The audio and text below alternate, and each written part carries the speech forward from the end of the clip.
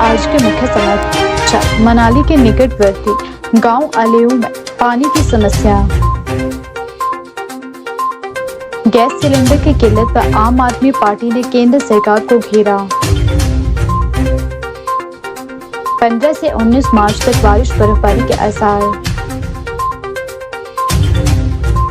RTI से vigilance को बाहर करने के फैसले पर गरमाई सियासत। शिमला में 17 से 19 मार्च तक लगेगी विंटर ट्रैवल एग्जीबिशन।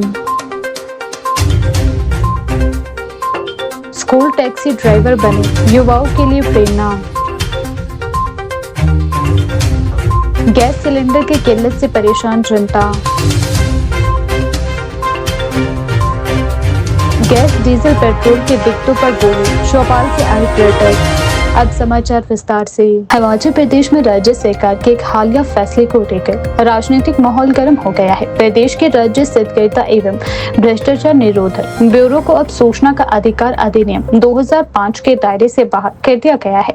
सरकार के इस निर्णय के बाद विपक्ष ने तीखी प्रतिक्रिया दी है और इसे पारदर्शिता के खिलाफ कदम बताया है। प्रदेश के नेता प्रतिपक्ष जयराम ठाकुर ने इस फैसले पर सवाल उठाते हुए कहा कि आखिर ऐसी क्या जरूरत थी कि विजिलेंस और एंटी करप्शन से जुड़े संस्था को आरटीआई के दायरे से बाहर किया जाए। उन्होंने कहा कि इस फैसले से सरकार की मंशा पर सवाल खड़े होते हैं और इससे भ्रष्टाचार से जुड़े जांच प्रक्रियाओं की पारदर्शिता कम हो सकती है। प्रदेश की हिमाचल प्रदेश सरकार के नेतृत्व में मुख्यमंत्री सुखविंदर सिंह सुक्खू ने यह महत्वपूर्ण निर्णय लिया है। इस फैसले के तहत राज्य सत्याग्रता एवं भ्रष्टाचार निरोधक ब्यूरो को आरटीआई कानून से छूट दे दी गई है। सरकार का तर्क है कि कई मामलों में जांच से जुड़ी संवेदनशील सूचनाएं सार्वजनिक होने से जांच प्रक्रिया प्रभावित हो सकती है और कई बार आरोपी या संबंधित लोग जांच में बाधा डाल सकते हैं। इसलिए जांच एजेंसी की कार्य प्रणाली को अधिक प्रभावी और गोपनीय बनाए रखने के लिए यह कदम उठाया गया है। इस फैसले के सामने आने के बाद विपक्ष ने इसे लेकर सरकार को घेरना शुरू कर दिया है। नेता प्रतिपक्ष जयराम ठाकुर ने कहा कि भ्रष्टाचार के मामलों में पारदर्शिता बनाए रखना बेहद जरूरी है। उन्होंने कहा कि यदि विजिलेंस को आरटीआई से बाहर कर दिया जाएगा तो आम जनता को यह पता ही नहीं चल पाएगा कि भ्रष्टाचार के मामलों में क्या कार्यवाही हो रही है। उन्होंने कहा कि सरकार को यह बताना चाहिए कि ऐसी क्या मजबूरी थी कि विजिलेंस को आरटीआई के दायरे से बाहर करना पड़ा। यह फैसला कई तरह के संदेह पैदा करता है। आरटीआई का एक्ट किसने लाया था? कांग्रेस पार्टी की ही सरकार थी। मनमोहन सिंह जी देश के प्रधानमंत्री थे, तो उन्होंने आरटीआई का एक्ट ला करके जो है पूरे देश में राइट टू इंफॉर्मेशन की एक शुरुआत की थी। और हिमाचल प्रदेश के मुख्यमंत्री अपने ही प्रधानमंत्री अपनी ही कांग्रेस की सरकार द्वारा लाया वो उस एक्ट में जो है उसमें जो है वो चेंजेस कर रहे हैं। चेंजेस, और एक तो मैं ये कह रहा हूं कि सेंट्रल एक्ट है और अनावश्यक रूप से चेंज करने की इसमें गुंजाइश भी नहीं होती है। स्टेट के अधिकार क्षेत्र में बहुत कम है, लेकिन कुछ प्रोविजन है उसमें। प्रोविजन के तहत जो है वो इसमें अगर करें भी तो आर्टिकल 24 बड़ा क्लियर कहता है जब तक ये एक्ट की शेप में विधानसभा के अंदर पारित नहीं होता है तब तक के लिए वो लागू नहीं होता है। एक बात। दूसरी बात मैं इसमें जरा और थोड़ा सा मैं कहना चाह रहा हूं कि आखिरकार आवश्यकता क्या पड़ी इसकी।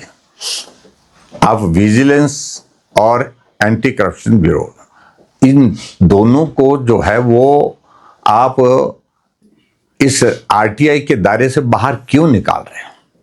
सच्चाई है कि मुख्यमंत्री जी ने हिमाचल प्रदेश में अपनी ही सरकार के एक बड़े नेता के खिलाफ विजिलेंस के आदेश कर दिए, इंक्वायरी के आदेश कर दिए। और इंक्वायरी के आदेश करने के बाद आरटीआई के तहत लोग उसकी इंफॉर्मेशन ले रहे हैं, वो देना नहीं चाह रहे हैं क्योंकि ऊपर से कांग्रेस पार्टी का दबाव पड़ गया है कि वो इंफॉर्मेशन देनी नहीं। उसको डिनाई करने के लिए रास्ता निकाल रहे हैं कि आरटीआई के तहत ये प्रोविजन ही ना रहे कि जो विजिलेंस की इंक्वायरी अगर हो रही है उसकी जानकारी प्राप्त हो सके। एक बात, बड़ा कारण मुझे लगता है कि आज की तारीख में है।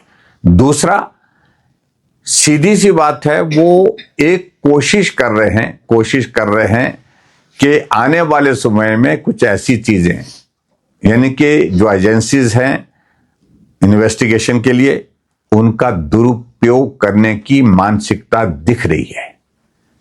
और इसलिए आजकल वो सार्वजनिक मंचों से कई तरह की बातें कह रहे हैं। और मैं इस बात को बड़ा साफ कहना चाह रहा हूं कि इस चीज की इजाजत नहीं दी जाएगी। अगर एजेंसीज को दुरुपयोग करने की कोशिश करेंगे तो कानून का रास्ता सबके लिए खुला है। पहाड़ी राज्य हिमाचल प्रदेश में इन दिनों मौसम का मिजाज तेजी से बदलता दिखाई दे रहा है। जहां एक और ऊंचाई वाले इलाकों में बर्फबारी से ठंड दोबारा बढ़ गई है, वहीं दूसरी ओर मैदानी जिलों में तापमान में लगातार बढ़ोतरी के कारण गर्मी का एहसास होने लगा है। मौसम के इस दोहरे रूप ने प्रदेश के अलग अलग हिस्सों में अलग अलग परिस्थितियां पैदा कर दी है। प्रदेश के जनजातीय क्षेत्र लाहौल स्पीति की ऊंची पहाड़ियों और दर्रों में शुक्रवार शाम को हल्की से मध्यम बर्फबारी दर्ज की गई। खासकर प्रमुख दर्रों रोहतांग दर्रा, कुंजम दर्रा, बारालाचा दर्रा और शंकुला दर्रा में ताजा बर्फबारी हुई है। इस बर्फबारी के कारण ऊंचाई वाले इलाकों में तापमान में गिरावट देखने को मिली है और ठंड का असर भी बढ़ता जा रहा है। स्थानीय लोगों के अनुसार शाम के समय अचानक मौसम बदला और पहाड़ों पर बर्फ गिरनी शुरू हो गई। इससे घाटी के कई क्षेत्रों में बादल छाए रहे और ठंडी हवाएं चलती रही। बर्फबारी के कारण पहाड़ों का नजारा और भी मनमोहक हो गया और सैलानियों के लिए यह दृश्य आकर्षण का केंद्र बना हुआ है। दूसरी ओर प्रदेश के मैदानी और कम ऊंचाई वाली झीलों में तापमान तेजी से बढ़ रहा है। जिला ऊना में अधिकतम तापमान 32 डिग्री सेल्सियस तक पहुंच गया, जिससे लोगों को दिन के समय गर्मी महसूस होने लगी। इसी तरह कांगड़ा, मंडी और सोलन झीलों में भी तेज धूप के कारण दिन का तापमान बढ़ गया। दोपहर के समय धूप काफी तेज रही, जिससे लोगों ने हल्के कपड़ों का सहारा लेना शुरू कर दिया। मौसम विशेषज्ञों का कहना है कि मार्च के महीने में अक्सर इस तरह का बदलाव देखने को मिलता है, जब ऊंचाई वाले क्षेत्रों में बर्फबारी होती है और मैदानी क्षेत्रों में गर्मी बढ़ने लगती है। मौसम विज्ञान केंद्र शिमला के अनुसार शनिवार को प्रदेश के अधिकांश हिस्सों में मौसम साफ रहने की संभावना है। हालांकि कुछ क्षेत्रों में हल्के बादल छा सकते हैं, लेकिन फिलहाल किसी बड़े मौसम बदलाव की संभावना नहीं है। इसके साथ ही कांगड़ा, मंडी और सोलन झीलों के लिए कुछ क्षेत्रों में लू चलने की संभावना को देखते हुए मौसम विभाग ने येलो अलर्ट जारी किया है। विभाग ने लोगों को दोपहर के समय तेज धूप से बचने की सलाह दी है। मौसम विभाग के अनुसार रविवार से एक नया पश्चिमी विक्षोभ सक्रिय होने जा रहा है। इसके प्रभाव से 15 से 19 मार्च के बीच प्रदेश के कई हिस्सों में मौसम फिर बदल सकता है। इस दौरान ऊंचाई वाले क्षेत्रों में बर्फबारी की संभावना है। मध्यम और निचले क्षेत्रों में बारिश हो सकती है। कई स्थानों पर तेज हवाएं और आंधी चलने के आसार है। मौसम विभाग ने 15 और 16 मार्च को कई जिलों में ओलावृष्टि और तेज तूफान को लेकर येलो अलर्ट भी जारी किया है। प्रदेश के ठंडे इलाकों में रात का तापमान अभी भी काफी नीचे बना हुआ है। ताबो में गुरुवार रात तापमान -2.6 डिग्री सेल्सियस दर्ज किया गया। बर्फबारी के बाद यहाँ की ठंड फिर बढ़ गई। स्थानीय लोगों का कहना है कि रात के समय ठंड काफी ज्यादा महसूस हो रही है और सुबह के समय बर्फ जमने जैसी स्थिति बन जाती है। इस बीच सामरिक दृष्टि से महत्वपूर्ण मनाली लेह मार्ग से बर्फ हटाने का काम 15 मार्च से शुरू किया जाएगा। यह कार्य सीमा सड़क संगठन BRO द्वारा किया जाता है। बताया जा रहा है कि इस बार दारचा से आगे हाईवे 3 पर अपेक्षाकृत कम बर्फबारी हुई है, जिसके कारण इस मार्ग के पिछले वर्षों की तुलना में जल्दी खुलने की उम्मीद है। सीमा सड़क संगठन के 70 RCC के अधिकारी लेफ्टिनेंट कर्नल तेजस शिवाजी मोरे ने बताया कि मौसम साफ होने के बाद दारचा से सेरचू की ओर बर्फ हटाने का कार्य किया जाएगा। पिछले वर्ष भारी बर्फबारी के कारण यह मार्ग 8 दिसंबर 2025 को बंद करना पड़ा था। बाद में 13 मई को इस मार्ग को पर्यटकों, सेना और आम वाहनों के लिए खोला गया था। इस सड़क के 2 हिस्सों में बर्फ हटाने का काम किया जाता है। मनाली लेह मार्ग खुलने के बाद लद्दाख और लेह में पर्यटन गतिविधियां तेज हो जाती है। इसके अलावा भारतीय सेना के वाहनों की आवाजाही भी इसी मार्ग से होती है, इसीलिए यह मार्ग सामरिक दृष्टि से बेहद महत्वपूर्ण माना जाता है। मौसम विशेषज्ञों का कहना है कि मार्च के महीने में पश्चिमी विक्षोभ के कारण प्रदेश में मौसम बार बार बदलता रहता है। कभी तेज धूप और गर्मी तो कभी बारिश और बर्फबारी का दौर देखने को मिलता है। आने वाले दिनों में भी प्रदेश के लोगों को मौसम के इस बदलते मिजाज के लिए तैयार रहना होगा। किसानों, पर्यटकों, स्थानीय लोगों को मौसम विभाग की चेतावनियों पर ध्यान देने की सलाह दी गई है। मनाली के समीप स्थित गांव अलेरू में पिछले कुछ समय से पानी की कमी को लेकर ग्रामीणों में चिंता का माहौल देखने को मिल रहा है। गाँव के कई हिस्सों में नियमित और पर्याप्त जल आपूर्ति न होने के कारण लोगों को रोजमर्रा के कामों में कठिनाइयों का सामना करना पड़ रहा है। इस समस्या को गंभीरता से लेते हुए ग्राम कमेटी के सदस्य, स्थानीय प्रतिनिधि और जल शक्ति विभाग के अधिकारी संयुक्त रूप से मुख्य जल स्रोत हामटा का निरीक्षण करने पहुंचे। निरीक्षण के दौरान जल शक्ति विभाग के अधिकारियों ने स्रोत की वर्तमान स्थिति का जायजा लिया और पानी की उपलब्धता, पाइपलाइन की स्थिति तथा वितरण प्रणाली से जुड़ी तकनीकी बातों की जांच की गई। अधिकारियों ने मौके पर मौजूद ग्रामीणों से बातचीत कर उनकी समस्याएं सुनी और संभावित समाधान पर चर्चा की गई। ग्राम कमेटी के सदस्य चमन ठाकुर ने इस मौके पर कहा कि अलेऊ गांव में पिछले कुछ महीनों से पानी की आपूर्ति अनियमित बनी हुई है। कई बार लोगों को लंबे समय तक पानी का इंतजार करना पड़ता है, जिससे घरेलू कामकाज के साथ साथ पशुपालन और खेती पर भी असर पड़ रहा है। उन्होंने बताया कि ग्रामीणों ने कई बार विभाग के सामने अपनी समस्या रखी। चमन ठाकुर ने कहा कि हामटा स्रोत अलेऊ गाँव के लिए मुख्य जल स्रोत है और ऐसे से गांव में पानी की आपूर्ति की जाती है। ऐसे में स्रोत की स्थिति का सही आकलन करना बहुत जरूरी था। उन्होंने कहा कि ग्राम कमेटी की ओर से यह प्रयास किया जा रहा है कि समस्या का स्थायी समाधान निकाला जाए ताकि आने वाले समय में गांव के लोगों को पानी की कमी का सामना न करना पड़े। उन्होंने आगे कहा कि निरीक्षण के दौरान यह भी देखा गया कि कुछ स्थानों पर पाइपलाइन पुरानी हो चुकी है और कई जगहों पर रिसाव की समस्या भी सामने आ रही है। उन्होंने विभाग के अधिकारियों से अनुरोध किया है कि जल्द से जल्द पाइपलाइन की मरम्मत और आवश्यक सुधार कार्य किए जाए। चमन ठाकुर ने यह भी बताया कि यदि जरूरत पड़ी तो अतिरिक्त जल स्रोतों की संभावनाओं को भी तलाशा जाएगा ताकि भविष्य में पानी की उपलब्धता सुनिश्चित की जा सके। उन्होंने कहा कि गाँव के लोगों की सुविधा और उनकी मूलभूत जरूरतों को ध्यान में रखते हुए जल व्यवस्था को मजबूत करना बहुत जरूरी है। जल शक्ति विभाग के अधिकारियों ने भी ग्रामीणों को आश्वस्त किया कि उनकी समस्याओं को गंभीरता से लिया जा रहा है। अधिकारियों ने कहा कि निरीक्षण के आधार पर एक रिपोर्ट तैयार की जाएगी और जहां-जहां तकनीकी सुधार की जरूरत होगी वहां आवश्यक कार्यवाही की जाएगी। विभाग का प्रयास है कि जल्द से जल्द जल आपूर्ति को सुचारू बनाया जाए। ग्राम कमेटी के सदस्य ने उम्मीद जताई है कि विभाग के सहयोग से जल्द ही समस्या का समाधान निकाला जाएगा। गांव निवासी अलेऊ के और आईपीएच डिपार्टमेंट के लोग आज ज्वाइंट इंस्पेक्शन में गए थे और बाहर देखा कि हमने स्लाइड तो बहुत ज़्यादा हुई है, तो इतनी जल्दी तो ये नहीं हो पाएगा, समय लगेगा। हाँ, ये है कि आईपीएच ने हमारे को आश्वासन दिया है कि 31 मार्च तक जो है हम जो है मतलब क्लियर करके दे देंगे और इसके साथ जो है थोड़े दिन जो है हमारे को जो है थोड़ा टाइमली जो पानी छोड़ रहा है वो मानना पड़ेगा, क्योंकि पीछे पानी का कोई फिलहाल तो कोई ऐसा नजर नहीं आ रहा है कि जैसे कि बंदी मतलब फुल प्रेशर आए। थोड़े दिन मानना पड़ेगा, उसके बाद जो आईपीएच ने बोला है कि हम पूरा प्रेशर दे देंगे, आपको पूरा आ जाएगा। तो और मैं आईपीएच का भी धन्यवाद करता हूँ कि इन्होंने भी हमारा सहयोग दिया, ये भी हमारे साथ थे। हमने सब बैठ के जो है गांव वालों ने आपस में बात की और हमने ये डिसीजन लिया कि भाई अब मानना पड़ेगा कुछ दिन, क्योंकि स्लाइड जो है ना सारा हो गया है, ये पाइप का कोई सोर्स ही नहीं है, अभी है कोई चांस ही नहीं है कि मतलब इतनी जल्दी पानी आएगा। हाँ, फिर ये थोड़ा बहुत जो पानी है इसको जो है हम दे रहे हैं, तो थोड़ा थोड़ा करके थोड़े दिन तो आपको सबको मानना पड़ेगा। उसके बाद जो है 31 मार्च के बाद भी अगर पानी नहीं आएगा तो फिर उसके दिन की बाद में होगी। देश के कई हिस्सों में गैस सिलेंडर की किल्लत और बढ़ती महंगाई को लेकर आम आदमी पार्टी ने केंद्र सरकार पर तीखा हमला बोला है। पार्टी के हिमाचल प्रदेश के प्रदेश प्रवक्ता डॉक्टर राजेश खन्ना ने कहा कि आज देश की जनता फिर से लंबी लंबी लाइनों में लगने को मजबूर हो चुकी है। उन्होंने तंज कसते हुए कहा कि मेरा देश फिर से लाइनों में लगने को मजबूर है, इसीलिए धन्यवाद मोदी जी। उनका कहना है कि लगातार बढ़ती डीजल, पेट्रोल और गैस सिलेंडर की कीमतों के साथ साथ अब गैस की किल्लत ने आम लोगों की परेशानियों को और बढ़ा दिया है।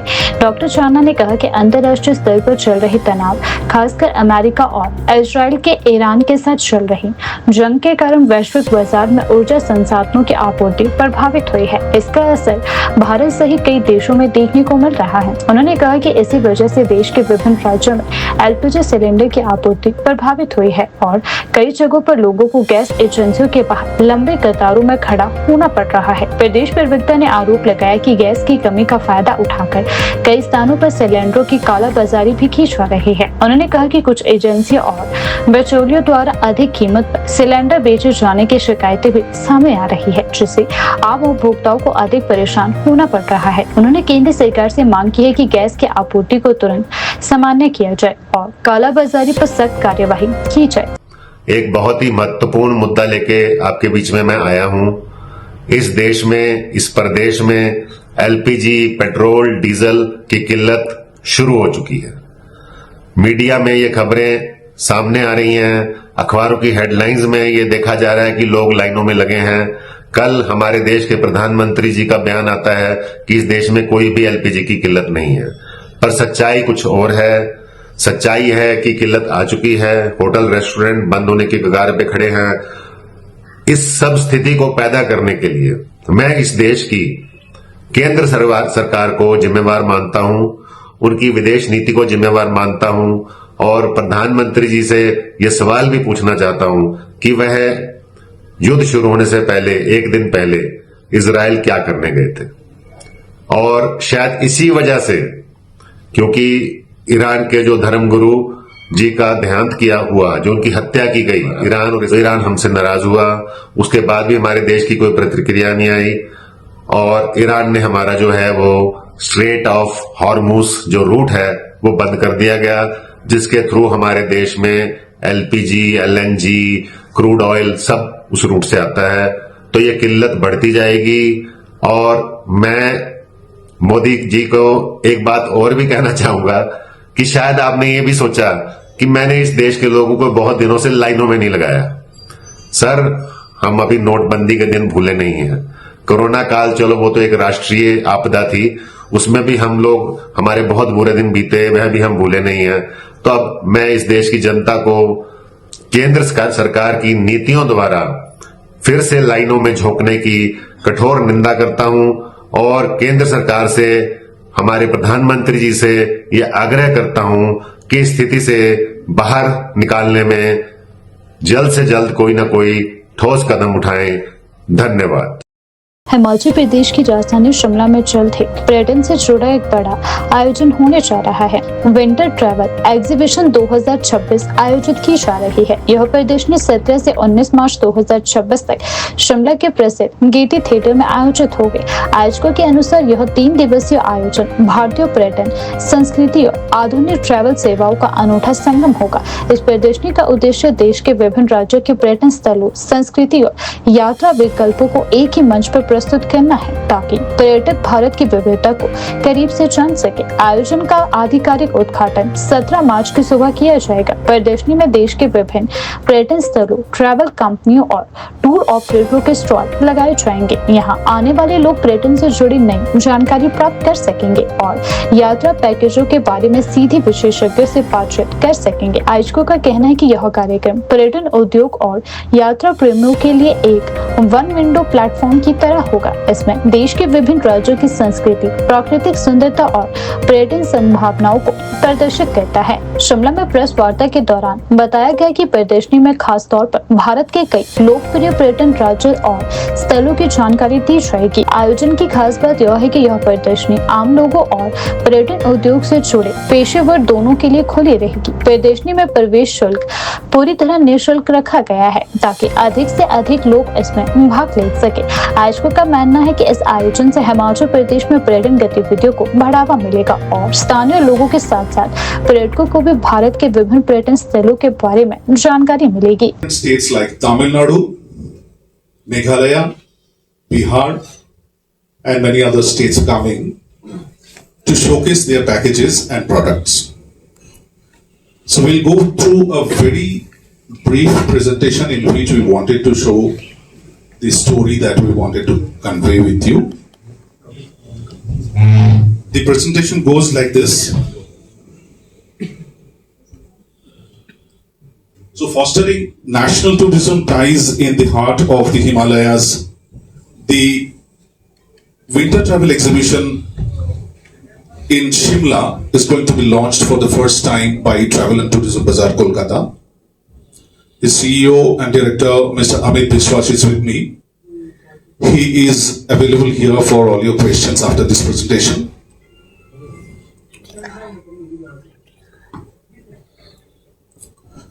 So So, bridging the landscape, connecting the cultures, the vision of this Travel and Tourism Bazaar Kolkata is to create a premier networking platform that brings diverse Indian states together, encouraging cross-state tourism, cultural heritage, cultural exchange, and sustainable travel practices. Now, there are questions in the travel and tourism industry which are still floating around because before and after this scenario in travel industry, after the COVID, has changed a lot, right?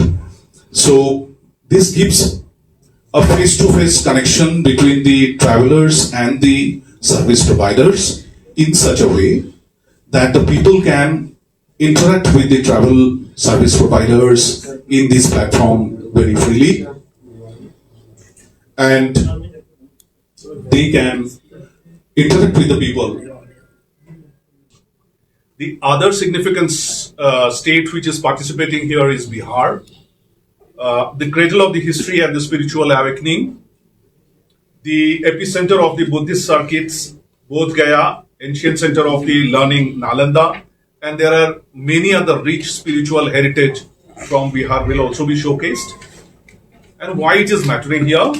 This connects spiritual seekers from the Himalayas to the plains, fostering a deep cultural and historical tourism exchange. So, ये तो सही बात है कि Gulf War is something that is all happening now. It's just started only about couple of fortnights, couple of weeks. This kind of fair takes a preparation for almost a year. We have been trying to hold this festival since almost last year. We wanted to actually have it in the November. Unfortunately, confirmation from the different states, दूसरे राज्यों को participation की जो confirmation, वो आते आते हमें ये time लग गया ताकि हमें reschedule करनी पड़ी. And finally हम इसको मार्च में hold कर पा रहे हैं.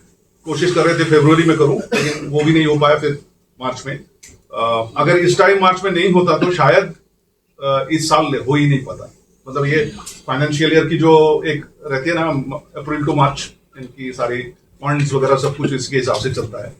तो we are trying to cover it with in 25-26 year. But ये सही है कि ये सही वक्त नहीं है पर्यटन के लिए. लेकिन तब जब हम लोग ये शुरू किया था आयोजन इसके लिए, तब गल्फ वॉर कहीं पिक्चर में नहीं था. Unfortunately last 15 days we have been going through this unfortunate situation. But हमें लगता है कि शुभ बुद्धि की उदय होगी. कितना लोग समझना चाहेंगे कि शांति से ही अल्टीमेटली सब कुछ समाधान हो सकती है. बेसिकली इंटरनेशनल टूर में इफेक्ट हुआ, डोमेस्टिक टूर में अभी तक उतना इफेक्ट नहीं आया. लेकिन इंटरनेशनली जो जाना चाहते हैं ऑलरेडी टिकट करके रखा था, उसमें तो अच्छा खासा इफेक्ट आया. नहीं, यहाँ पे बुकिंग्स भी कैंसिल हो रही है. हाँ, जिस तरह से गैस वगैरह की, नहीं गैस तो अभी लास्ट 3-4 days से चालू हुआ. पहले से इट वाज नॉट इतना इफेक्टिव लग रहा था. अभी पैनिक से गैस का इफेक्ट हो रहा है. और होटल, हम लोग भी लास्ट 7-8 days यहीं पे है, तो पहले दिन से ही खाना खा रहा है ना. लास्ट 2 days से सुन रहा है, जब जा रहा है रेस्टोरेंट खाना खाने के लिए तो बोल रहा है गैस का दिक्कत है. अभी तवा रोटी नहीं मिलेगा आपको, ये रोटी लेना पड़ेगा. तो ठीक है, वो भी चलेगा. लेकिन इसके लिए अगर 1 साल पहले से प्रिपरेशन आप तो फोर्स ही नहीं कर पाएंगे. जो 1 साल पहले गल्फ वॉर होगा तो करेंगे नहीं. ये तो 1 साल पहले से हम लोगों का, जैसे नेक्स्ट ईयर का अगर हम लोग करना चाहते हैं सेम इसमें, तो अभी अप्रैल से ही आपको प्रोजेक्ट जमा करना पड़ता है. 1 साल से प्रिपरेशन के बाद ही आपका गवर्नमेंट का, आप भी गवर्नमेंट का बहुत सारी कॉन्फ्रेंस मीटिंग में जाते हैं जो रेगुलर से आप लोग करते हैं, तो मीडिया का आप लोग भी जाते हैं. एक फाइनेंशियल ईयर में जो एक बार हो जाता है, उसके बाद नहीं होता है. राजधानी शिमला में इन दिनों कमर्शियल एलपीजी सिलेंडरों की कमी से होटल, रेस्ट, ढाबा संचालकों को भारी परेशानियों का सामना करना पड़ रहा है. नियमित सप्लाई प्रभावित होने के कारण कई छोटे रेस्टोरेंट और ढाबे बंद होने की कगार पर पहुंच गए हैं. शहर के प्रसिद्ध रिज मैदान पर हमदर्शन से बातचीत करते हुए सोलन की एक महिला ने कहा कि गैस सिलेंडरों की कमी आम लोगों और छोटे कारोबारियों के लिए गंभीर समस्या बनती जा रही है. उनका कहना है कि हाल ही में दुनिया के कई हिस्सों में चल रही युद्धों के कारण भी इस तरह की परेशानियां पैदा हो रही है, जिसका असर स्थानीय स्तर पर भी देखने को मिल रहा है। कमर्शियल एलपीजी की कमी का सबसे ज्यादा असर होटल, रेस्टोरेंट और ढाबा संचालकों पर पड़ा है। कई संचालकों का कहना है कि समय पर गैस सिलेंडर न मिलने से उन्हें अपना काम चलाने में दिक्कत हो रही है। कई जगहों पर खाना बनाने का काम भी प्रभावित होता जा रहा है और कुछ छोटे ढाबों को अस्थायी रूप से बंद भी करना पड़ रहा है। कारोबारियों का कहना है कि यदि स्थिति लंबे समय तक बनी रही तो आने वाले समय में आर्थिक संकट खड़ा हो सकता है। महिला ने बातचीत के दौरान कहा कि आज के समय में दुनिया के कई देशों के बीच तनाव और युद्ध जैसी स्थितियां बनी हुई है। उन्होंने कहा कि अंतर्राष्ट्रीय स्तर पर हो रहे संघर्षों का असर कई बार आम लोगों के जीवन पर भी पड़ता है। महिला ने कहा कि इंसान के जीवन में सबसे जरूरी चीज रोटी है। उनके अनुसार पहले इंसान रोटी के लिए जीता है और उसके बाद पैसा और बाकी चीजें। उन्होंने कहा कि यदि खाने पीने से जुड़ी जरूरी चीजों की कमी होने लगे तो लोगों का जीवन बहुत मुश्किल हो जाता है। इसीलिए जरूरी है कि सरकार और संबंधित एजेंसियां इस समस्या का जल्द से जल्द समाधान निकालें। मैं शीला ठाकुर, अर्की सोलन।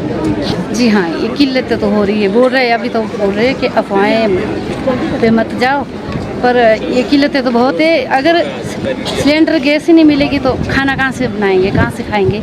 गांव के लोग तो फिर भी चूल्हे पे बना सकते, पर शहरों के लोग क्या करेंगे, कुछ नहीं कर सकते। इसलिए अब पता नहीं, ये सबसे बड़ी बात तो ये जंग की है, जो जंग चली हुई है ना, उसकी वजह से ये प्रॉब्लम आ रही है। इसके लिए तो सबसे बड़ा तो जंगे नंबर 1 पर, और सरकार को भी बोल सकते, क्योंकि सरकार ही तो पूरा देश का ये संभालती है, देखती है। तो इसके लिए मैं सरकार को भी जिम्मेवार समझती हूँ। सब लोग तो, छोटे गरीब लोग तो बहुत मुश्किल है, गरीब लोगों को तो बड़ा मुश्किल है। फिर भी जो ज़्यादा अमीर लोग हैं, जो सारा कर सकते हैं, उनके लिए तो तब भी ठीक है। बाकी छोटे लोगों के लिए तो बहुत परेशानी होगी, बहुत बड़ी प्रॉब्लम हो जाएगी। अगर ऐसा ही रहा, अगर सरकार कुछ नहीं करेगी तो बड़ी प्रॉब्लम हो जाएगी। इसी से तो हमारा हर रोज का कार्य चलता है। अगर खाना नहीं बनेगा तो हम जिएंगे कैसे? इसी के लिए हम कमा रहे हैं। और अगर पैसा तो दूसरे नंबर पर आता है, और ये जो खाना रोज का काम है, ये अगर यही नहीं होगा तो हम कुछ बहुत बड़ी प्रॉब्लम हो जाएगी। पहाड़ी शहर शिमला में स्कूलों में टैक्सी सुविधा देने वाले ड्राइवर इन दिनों एक अलग ही मिसाल पेश कर रहे हैं। रोजाना बच्चों को स्कूल छोड़ने और घर वापस लाने की जिम्मेदारी निभाने वाले ये ड्राइवर छुट्टियों और हाफ डे वाले दिनों में अपनी खाली समय का उपयोग सकारात्मक तरीके से कर रहे हैं। जब स्कूलों में छुट्टी आधे दिन की पढ़ाई होती है तो कई टैक्सी ड्राइवर शहर के खुले पार्कों में इकट्ठा होकर कुछ समय अपने दोस्तों के साथ बिताते हैं। यहाँ वे बातचीत करते हैं, सैर करते हैं और हल्का फुल्का मनोरंजन भी करते हैं। उनका कहना है कि यह समय उन्हें मानसिक रूप से तरोताजा करता है और सेहत के लिए बेहद फायदेमंद साबित होता है। ड्राइवर संगठनों का मानना है कि आज के समय में युवाओं को नशे जैसी बुरी आदतों से दूर रहना चाहिए। उनका कहना है कि यदि खाली समय को सही तरीके से उपयोग किया जाए तो जीवन में सकारात्मक बदलाव लाया जा सकता है। ड्राइवर संगठन के अनुसार काम के बीच मिलने वाला थोड़ा सा समय दोस्तों के साथ पार्कों में बिताने से मन हल्का रहता है और दिन भर की थकान भी दूर हो जाती है। उनका कहना है कि इस तरह की गतिविधियां युवाओं के लिए प्रेरणा बन सकती है कि वे अपना समय नशे जैसी बुरी आदतों में न गवाएं, बल्कि अपने स्वास्थ्य और अच्छे साथियों के साथ समय बिताने में लगाएं। टैक्सी ड्राइवरों का कहना है कि जब वे पार्कों में मिलते हैं, वहां सैर, हंसी मजाक और बातचीत के जरिए अच्छा समय गुजारते हैं। इससे दोस्ती और भी मजबूत रहती है। एक ड्राइवर ने बताया कि पूरे दिन की भागदौड़ के बीच यह समय उनके लिए बेहद खास होता है। दोस्तों के साथ कुछ देर बैठकर बातें करना, हंसी मजाक करना और खुली हवा में समय बिताना उन्हें काफी अच्छा लगता है। मेरा नाम राकेश चौहान है और मैं यहाँ पे चेल्सी स्कूल में सेवाएं देता हूँ एज ए ऑपरेटर गाड़ी के तहत बच्चों को लाने और ले जाने की। और ये जितने भी मेरे साथी हैं, युवा साथी हैं और जो हमारे बुजुर्ग हैं, पुराने पर यार दोस्त हैं, सभी यहाँ इकट्ठे हुए हैं। जैसे आज शनिवार है, सेकंड सैटरडे है, तो आज हमारा स्कूल लगा है, तो उसके बीच में जो हमारा समय बचता है तो हम क्या करें। तो थोड़ा सा ये है, गेट टुगेदर भी हो गया, थोड़ा सा पिकनिक आउट स्पॉट भी हो गया, थोड़ा सा खिचड़ी भी चल पड़ा, थोड़ा सा गेम भी, शरीर भी फिट हो गया।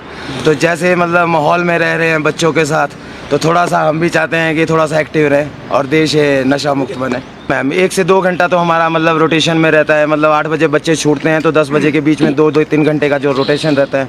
वो सभी लड़के यहाँ पे अपना मतलब एक एंजॉय समझ लो या समय पर टाइम पास कर लो या फिर बॉडी फिट समझ लो। संदेश ये देना चाहेंगे जी, जैसे आजकल की जो जनरेशन है वो लोग खेलने की तरफ कम ध्यान देते हैं, नशों की तरफ ज़्यादा हैं। तो उनका ये रहना चाहिए कि अगर वो खेलने की तरफ ध्यान दे और नशों को छोड़े अगर वो, तो फिट भी रहेंगे, घर वाले भी सुखी रहेंगे और उनकी जो शारीरिक रूप से वो भी तंदुरुस्त भी रहेंगे। नितेश कुमार है, मैं भी चेल्सी में यहाँ टैक्सी की सेवाएं देता हूँ। और जैसे कि आज हम मतलब टीम बना के, क्योंकि छुट्टी का टाइम था थोड़ा, तो उसमें हमने एक मैच ऑर्गेनाइज कराया और उसमें आज हमारे को जीत मिली है। नहीं मैम, टाइम तो ज़रूर निकालना ही चाहिए, क्योंकि शेड्यूल तो हमेशा सबका ही बिजी रहता है, बट अगर अपने लिए थोड़ा सा टाइम निकालेंगे तो अपने इंजॉय भी रहेगा, फिट भी रहेंगे और बच्चों को भी कुछ प्रेरणा मिलेगी देख के कि हाँ जी, गेम्स की तरफ जितना ज़्यादा जा सके वो उतना ही ज़्यादा वो खेल को प्रोत्साहन देंगे, उतना ज़्यादा।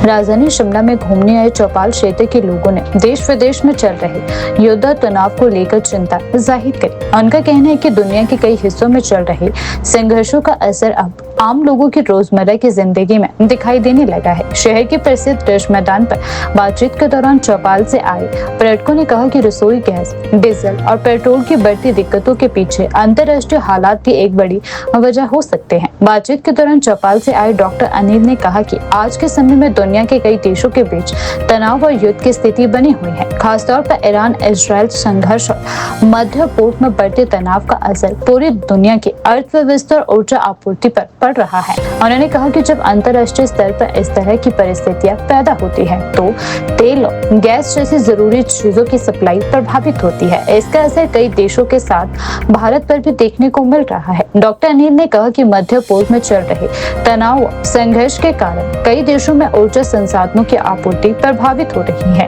उन्होंने कहा कि ऐसे हालात में रसोई गैस, पेट्रोल और डीजल जैसी जरूरी वस्तुओं की उपलब्धता और कीमतों पर भी असर पड़ सकता है। उनका कहना है कि इन परिस्थितियों के कारण लोगों में चिंता और डर का माहौल बन चुका है, क्योंकि ऊर्जा संसाधन आम जीवन का अहम हिस्सा है। डॉक्टर अनिल ने कहा कि हर समस्या के लिए केवल सरकार को जिम्मेदार ठहराना सही नहीं है।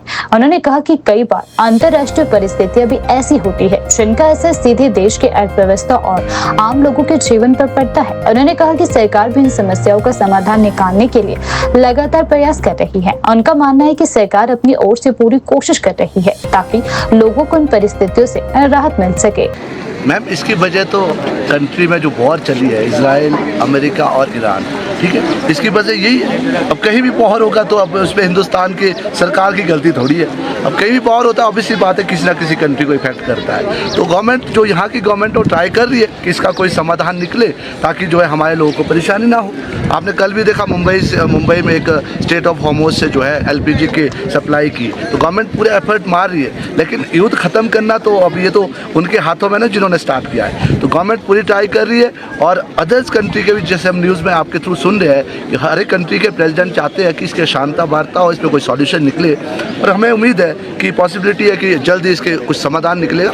तो आप इंडिया में नहीं बल्कि पूरे कंट्री में रिलीफ मिलेगा। आप इसमें सिर्फ LPG का नहीं मुद्दा, इसमें आपको दिक्कत क्या आएगी, इकॉनमी, ठीक है, शेयर मार्केट खत्म हो गया, बहुत सारे लोगों के पैसे डूब चुके हैं, ठीक है। तो ये जो जहाँ युद्ध चला है उसकी वजह से है। अब आप कंट्री को नहीं ब्लेम कर सकते कि भाई सरकार की गलती। ऑब्वियसली बात है, जब आयरन मतलब तेल की सप्लाई हमारी उस देश से होती है जहाँ युद्ध चला है, तो ऑब्वियसली बात है इफेक्ट तो उसी देश पे होगा ना जी। तो इसमें अब सरकार को आप क्या बोल सकते हैं? तो सरकार तो ट्राई कर सकती है कि भाई हम लोगों को रिलीफ दे, कैसे कैसे करके वो कर रही है। सरकार हर दिन पहुँचा रही है, LPG की कमी ना हो वो कर रही है। हाँ, इफेक्ट जो है हर गाँव में पहुंच चुका है, लोगों के अंदर खौफ है। तो मुझे लगता है कि गवर्नमेंट के लेवल की बातें वो ऑब्वियसली हमारे लोगों को परेशान नहीं होने देगी और ट्राई कर रही है। धन्यवाद। देखो, पहले यूक्रेन और आपका रूस का युद्ध चला, ठीक है, स्टार्टिंग में दिखते आई, ठीक है, परंतु धीरे धीरे जो युद्ध जो है लिमिट आज और अदर्स कंट्रीज में इन्वॉल्व और कोई ज़्यादा प्रॉब्लम्स नहीं आई। ये स्टार्टिंग है, मुझे लगता है स्टार्टिंग है।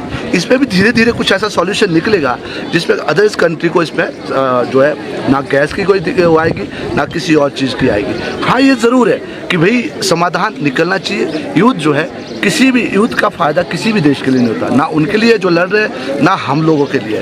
तो हमारा मानना यह है कि गवर्नमेंट कोशिश कर रही है, ठीक है। अब लोगों को भी थोड़ा समझना पड़ेगा जी, ये युद्ध स्टार्ट इंडिया ने तो नहीं किया, ठीक है। अब ये कंट्री, अगर कोई कंट्री लड़ रही है तो ऑब्वियस सी बात है उसका इफेक्ट तो पड़ेगा, ठीक है जी। अब उसको वो जिन्होंने बार स्टार्ट किया है ये तो उन पर डिपेंड करता है कि वो बार कब ख़त्म करते हैं, लेकिन दूसरे कंट्री के जो प्रधानमंत्री राष्ट्रपति होते हैं तो ये कोशिश करते हैं कि इसका इफेक्ट हमारे देश के लोगों को ना पड़े। और मुझे उम्मीद है कि गवर्नमेंट जो है इसका सॉल्यूशन निकाल रही है, कोशिश कर रही है कि जो तेल का जो मसला है वो कुछ और तरीका, अदर्स रूट देख के जो है वो एलपीजी का जो कमी आ रही है देश में, रूट्स अदर्स देखे, स्टेट ऑफ हार्मोन्स को छोड़ के अदर रूट से सप्लाई करके हर कंट्री को तेल पहुंचे, ऐसा मेरा अपना मानना है। ये मैम, अब आपका सॉल्यूशन भी कुछ नहीं है ना, आप सरकार से ही लड़ सकते हैं। अब इसमें आप हर चीज़ को दोष देंगे सरकार को, ऐसा तो नहीं है कि सरकार ने ये चीज़ बंद की है, सरकार ने तो नहीं की ना ये चीज़। अब कोई कंट्री लड़ती है आपस में तो आप सरकार को ही हर चीज़ को ब्लेम थोड़ी करेंगे, ठीक है। सरकार कोशिश कर रही है भाई तुम स्टॉप करो बात, ताकि हमारे देश या किसी भी कंट्री को कोई भी लोग, अब कितने लोग मर रहे हैं, मर भी तो रहे ना जी, कितने लोग मर गए वॉर से, कितने, यूक्रेन देखो आप, गाजा देखो आप, कितने लोग मरे। तो ये अब क्या कर सकते हैं इसमें, वॉर को कोई नहीं रोक सकता, जिन्होंने स्टार्ट किया वही रोकेगा। दूसरी कंट्री तो ये चाहेगी कि भाई बाढ़ खत्म हो, जिससे हमारा इफेक्ट कैसे कम हो, हमारे लोगों को परेशानियाँ कम हो, और ये लोगों को तैयार होना पड़ेगा। आने वाले टाइम में वर्ल्ड वॉर होगा फिर भी तो तैयार होना पड़ेगा ना जी आपको, तो हमारे को साइकोलॉजिकली पहले तैयार होना पड़ेगा कि अगर ये वॉर और आगे जाए तो हम किस तरीके से चूल्हे, पहले भी तो चूल्हे जलाते थे, आज ही तो नहीं है, पहले भी तो चूल्हे जलाते थे ना जी। अब ये आज दिक्कत आ गई तो अब मुझे उम्मीद है कि जल्द इसका सॉल्यूशन निकलेगा, और लोगों को भी, हम लोगों को सबको समझना पड़ेगा कि गवर्नमेंट का साथ देना पड़ेगा, क्योंकि गवर्नमेंट ने ये प्रॉब्लम्स क्रिएट नहीं की, ये प्रॉब्लम्स अदर कंट्री ने क्रिएट किए।